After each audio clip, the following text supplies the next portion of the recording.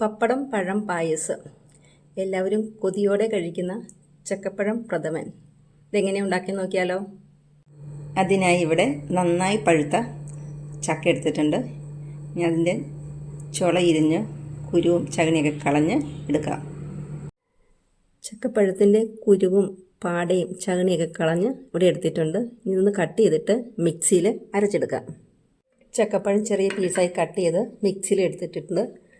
അല്പം പോലും വെള്ളം ചേർക്കാതെ നന്നായിട്ട് അരച്ചെടുക്കാം. ശർക്കര ഉരുക്കാനായിട്ട് വയ്ക്കാം.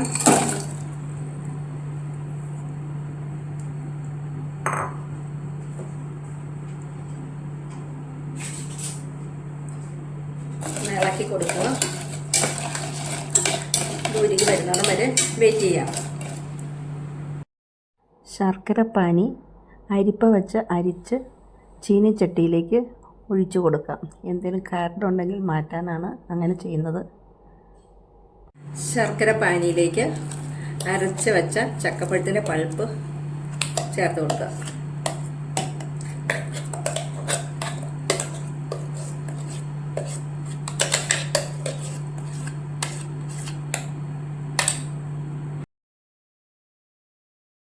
ഹൈ ഫ്ലെയിമിലിട്ട് ശർക്കര പാനിയും ചക്കപ്പഴവും നന്നായി മിക്സ് ആകുന്നതിന് വേണ്ടി നന്നായി ഇളകിക്കൊണ്ടിരിക്കുക.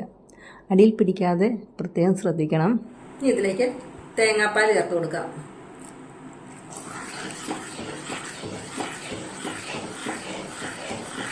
നന്നായി ഇളക്കി കൊടുക്കുക.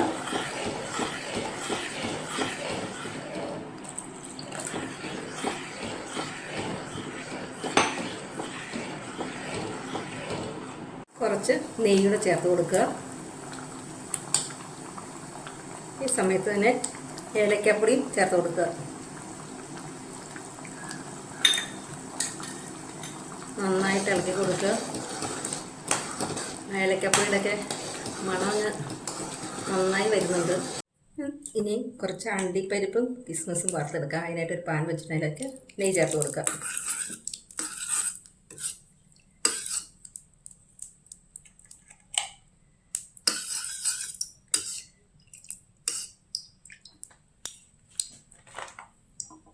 നെയ്യ് ചൂടായതിലേക്ക് കിസ്മിസ് ചേർത്ത് കൊടുക്കാം.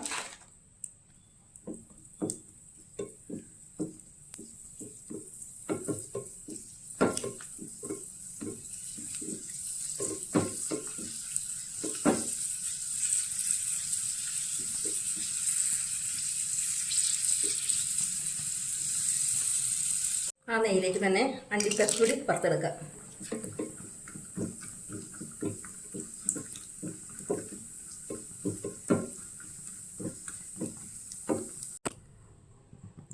അവസാനമായി ഒരു പിഞ്ച് ഉപ്പും ഒരു പിഞ്ച്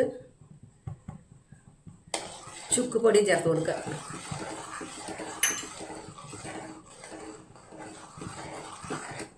വറുത്ത് വെച്ച കിസ്മസും ക്യാഷും ഇട്ട് കൊടുക്കുക.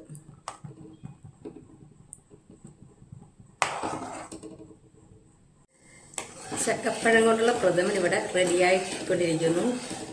എല്ലാവർക്കും വളരെ ഇഷ്ടപ്പെടുന്ന രുചിയിലുള്ള പെട്ടെന്ന് ഉണ്ടാക്കാൻ പറ്റുന്നതുമായ ചക്കപ്പഴം പ്രഥമനാണ്.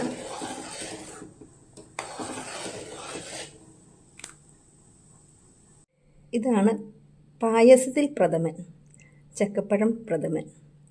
വായിൽ വെള്ളമൂറും രുചിയിൽ നമ്മൾ ചക്കപ്പഴം പായസം ഉണ്ടാക്കിയിട്ടുണ്ട്. ഇതെല്ലാവരും ഒന്ന് വെച്ച് നോക്കിയിട്ട് അഭിപ്രായം പറയണേ. ഇഷ്ടപ്പെട്ടാൽ ലൈക്ക് ചെയ്യാനും ഷെയർ ചെയ്യാനും സബ്സ്ക്രൈബ് ചെയ്യാനും മറക്കല്ലേ. Thank you for watching.